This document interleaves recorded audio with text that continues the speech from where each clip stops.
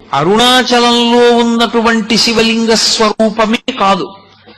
అరుణాచలంలో 3 రూపాలతో ఉంటాడు పరమేశ్వరుడు. ఒకటి, అరుణాచలంలో ఉన్నటువంటి దేవాలయం లోపల ఉన్నటువంటి శివలింగ స్వరూపం ఒకటి, అది ప్రధానమైన లింగ స్వరూపం.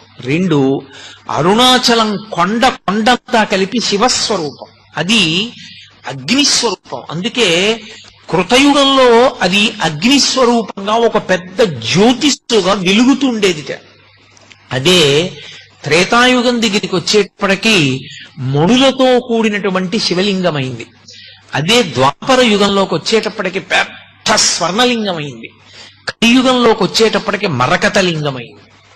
అందుకే ఇప్పటికీ ప్రపంచంలో ప్రఖ్యాతి వహించినటువంటి భూతత్వ శాస్త్రవేత్తలు అరుణాచల పర్వతంలో ఉండేటటువంటి శిలలను పరిశీలించి హిమాలయ పర్వతాల కన్నా కూడా ప్రాచీనమైనటువంటి శిలలు ఇక్కడే ఉన్నాయి, అసలు ఈ భూమండలము ఏర్పడేటప్పుడు అగ్నితప్తమైనటువంటి శిలలతో చల్లారిన కొండ ఈ కొండయే అని నిర్ధారణ చేయబడినటువంటి క్షేత్రం.